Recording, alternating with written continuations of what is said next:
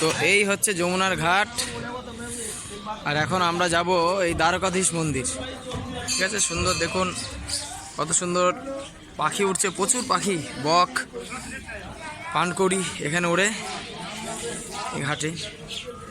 আমরা সোজা যাব দ্বারকাধীশ মন্দির। এই রাস্তা ধরে চলুন, চলতে থাকি। হরে কৃষ্ণ।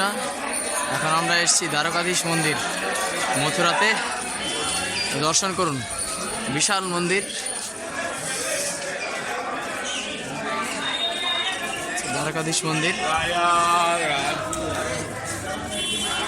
দেখুন কি কি আছে ভেতরে। ভক্তরা লাইন দিচ্ছে। মন্দির সকালবেলা 15 মিনিটে বন্ধ হয়ে যায়। হরে কৃষ্ণ। দর্শন করছেন দ্বারকাধীশ টেম্পেল। তো ভগবান শ্রীকৃষ্ণ যখন মথুরা ছেড়ে দ্বারকা চলে গেছিলেন তখন এই মন্দির নির্মাণ করা হয়। ঠিক আছে, এইরকম নয়, মন্দিরের ভিডিও বানানো আছে, শুধু আমার বানানো। মন্দিরের ভিডিও করেছি আমি।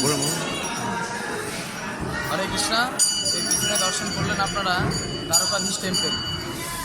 তো যখন ভগবান শ্রীকৃষ্ণ মথুরা ছেড়ে দ্বারকার উদ্দেশ্যে রওনা হন তখন মথুরাবাসী ভগবান শ্রীকৃষ্ণের স্মৃতির উদ্দেশ্যে এই মন্দির নির্মাণ করেন। অত্যন্ত ভব্য এই মন্দির, আপনারা দর্শন করুন।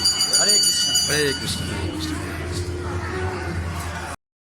দর্শন করুন দ্বারকাধীশ মন্দিরের বিগ্রহ।